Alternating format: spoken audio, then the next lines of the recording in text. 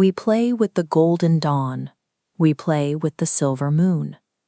Rabindranath Tagore introduces us to a reality where the landscape itself is alive.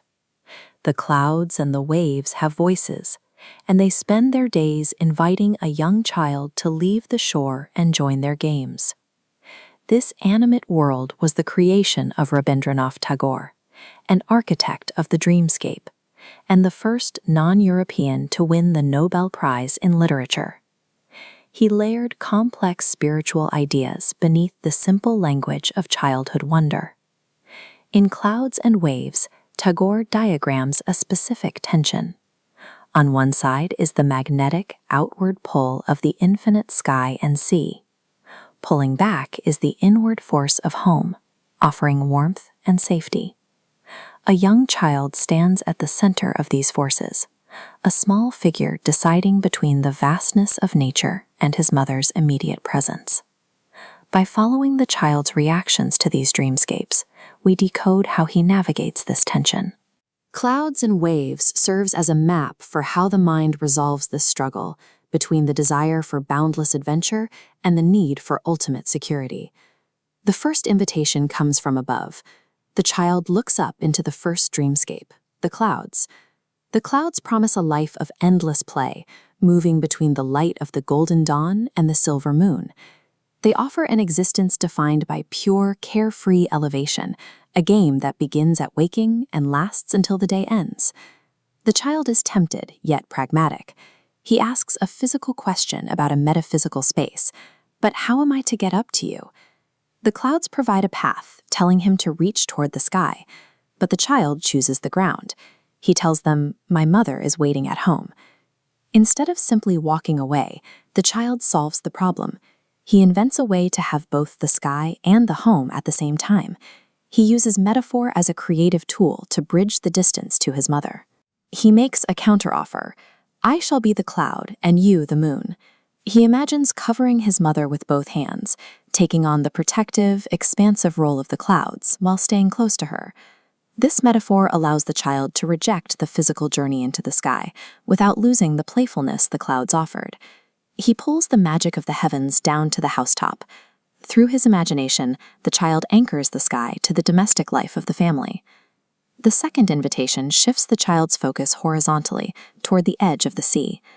The floating calm of the open sky is replaced by the relentless, driving force of the ocean waves. The waves offer a life of sound and movement. They sing all day and travel without stopping. But the waves also describe a loss of grounding. They travel and know not where we pass. It is a journey without a destination. The child refuses again.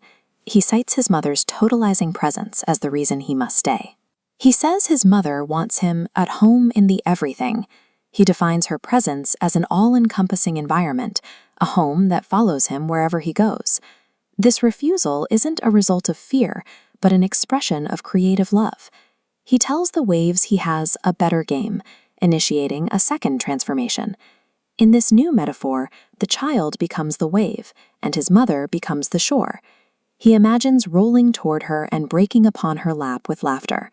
He takes the isolating vastness of the real ocean and recreates it as a moment of pure physical intimacy. Tagore uses a parallel structure here, mirroring the sky's invitation with the sea's. This repetition reinforces the child's secure position. The child successfully captures the energy of the wild sea and places it safely within the boundaries of his mother's lap. When we look at the poem's total structure, we see a complete map of the interaction between the natural world and the family. In both stanzas, the child adapts what nature offers. He converts the distant sky and the wild sea into domestic, intimate games. Tagore uses personification to start this dialogue between the child and his surroundings. By giving the clouds and waves human traits, the ability to smile, talk, and dance, the poet tames the massive scale of the landscape, the sky and the sea. This dynamic highlights the core theme, the balance between exploration and warmth. In Tagore's vision, the certainty of belonging becomes the launchpad for the child's mind to wander into the unknown.